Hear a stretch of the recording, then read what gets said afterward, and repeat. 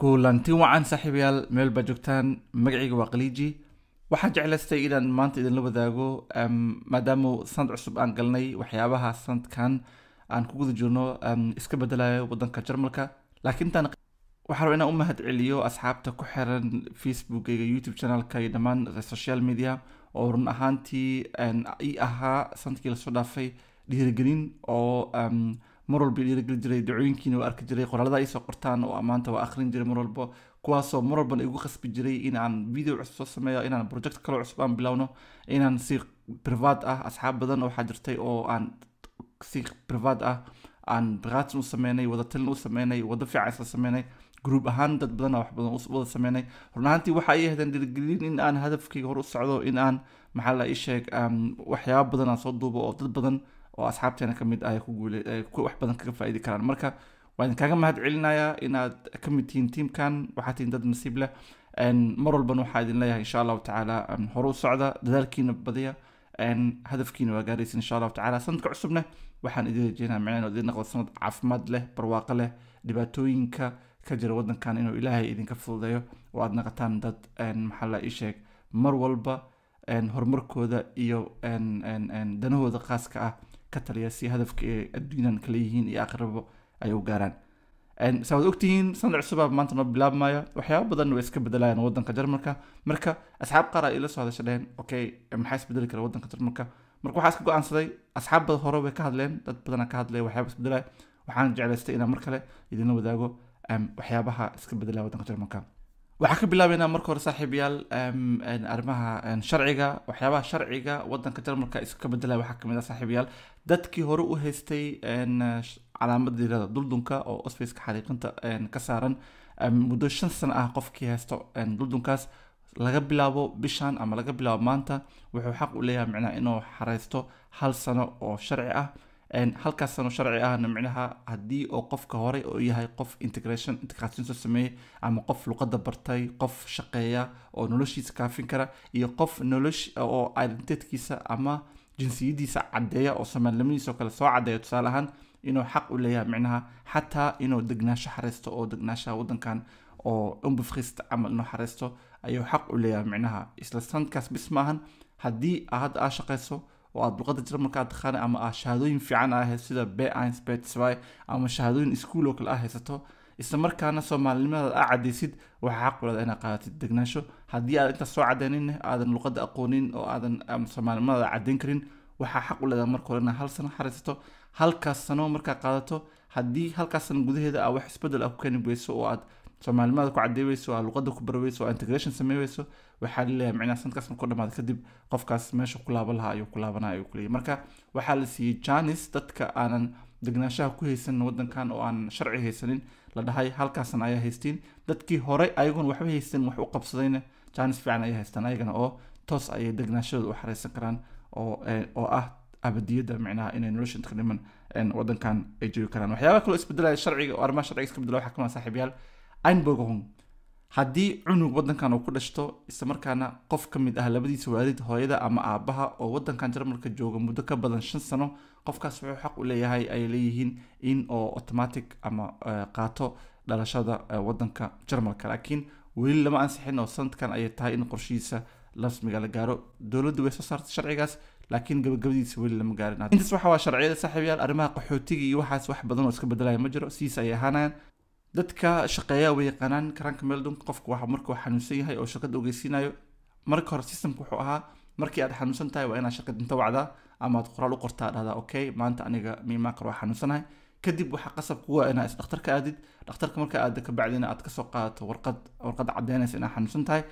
isla markaana inta u dhaxaysa 1 maalin ilaa 3 maalin gudahooda inay qasab tahay shirkadda inaad u geyso taasoo dad badan ay aad u dhibsadeen macnaha adigoo xanuunsan oo saad u xanuunsan inaa inta ka walwasho macnaha shaqadaada isbitaalka aadid warqadda ka soo qaado shaqadii haddana aadid u geysid waxay leeyihiin dad badan ayaa macnaha wareer badan u keentay laakiin laga bilaabo bishan systemkaas waa la bedelay shirkadda u shaqeyso ayaa qaab electric ah waxay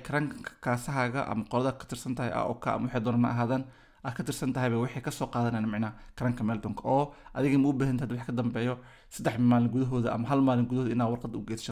shirkadda ayaga warqad u raadsanaa laakiin waxa adiga laga rabo waxay tahay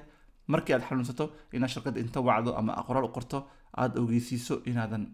aadan imaan karin oo aad xanuunsan tahay. laakiin intaas wixii ka badan ayaga ayaa raadsanaya karanka mardunkooda hawshadan ayaga markaas ka dhamaystiran. adigu marka waxaa kaa dhamaaday hawshii ahayd in 3 maalin gudahooda aad ku geysid kaarkaaga warqadda caddeynaysa artistiga oo caddeynaysa inaad xanuunsan tahay. dhanka kale waxyaabo badan ayaa iska bedelayo lacagaha qof dadka ay qaataan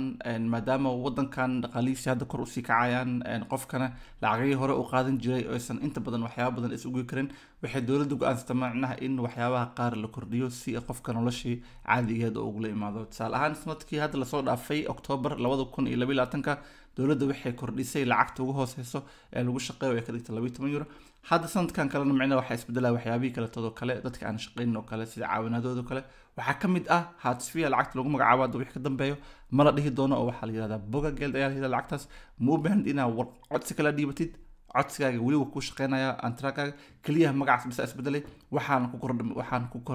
kordhaysa 50 euro iyo in ka badan magaalada qofka degan ku xiran tahay.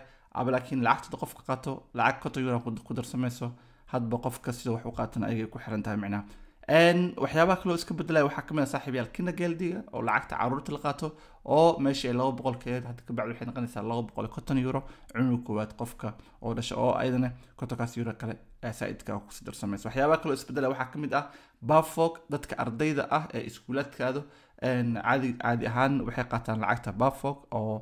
ayadana hal mar ayaa waxaa la sii doonaa sanadkan 350 euro. 350 euro waxaa ka helaysaa marka inaad Bafog shirkad qof la xiriirtaa aad ka codsataa macnaha inaad u baahan tahay inaad xariisto lacagtaas ayaga marka ama link ku soo dirayo ama warqada caadi ah ku buuxinaysid ku qaadanaysaa macnaha waa hal mar bisoo qofka qaadanaya waa 350 maadaama oo loogu talagalay korontada iyo kirada wixii saa'iday in